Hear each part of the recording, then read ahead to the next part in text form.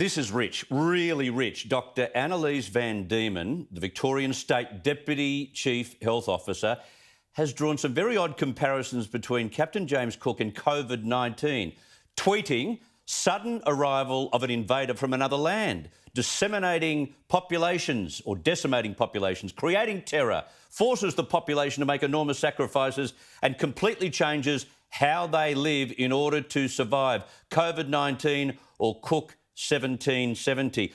James Cook, Prue McSweeney, got up to so much, not even the historians knew that, but she did.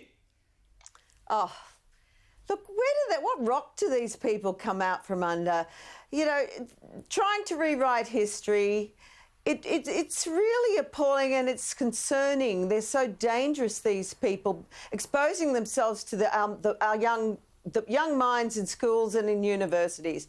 And you have to wonder, I mean, this whole thing about Cook has been really, I think, appalling, the way people are trying to either bury what he's done under the carpet or not acknowledge that this man really did so much for this country and was a really compassionate man. You know, I'm just sick and tired of the fact that we have so many in denial of what our heritage is and our history is, and it's not being taught in schools. So we've got young minds being played upon by these people who really quite are dangerous. Yeah, Liz, I kind of have worked out now why you can't play golf in Victoria and you can't go to school until about August. Absolutely. These restrictions are just ridiculous, as is this assertion. Unbelievable. Absolutely unbelievable.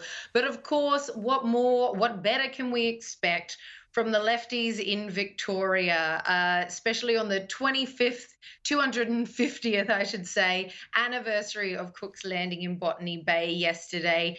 Not surprised at all to have these Victorian authority coming out saying something as absolutely ridiculous as this. This is what the left do. They try to rewrite history. We see this every single Australia Day. They're utterly ashamed and just hoping to make, I think, their white guilt rub off on us. But, yeah. Oh, that's what it's about. Thank goodness he came. Thank goodness we were colonised. Thank goodness we're here, and what an incredible country modern Australia is. John Ruddock, this woman has to realise that she indirectly saves lives from where she is, because in such a very short space of history, thanks to James Cook, we're able to save more lives, increase mortality rates and have one of the best health systems on the planet.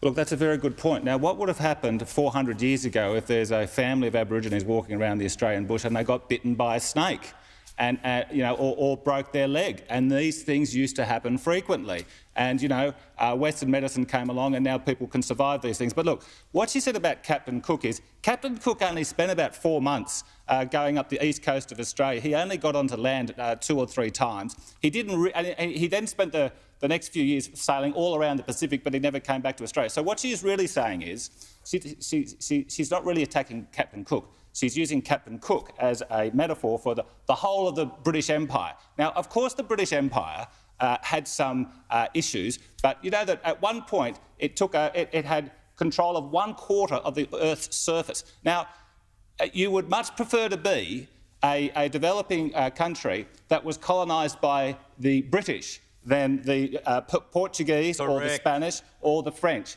And on balance, the British have been a magnificent influence on the future of humanity, and we should be grateful. Yeah.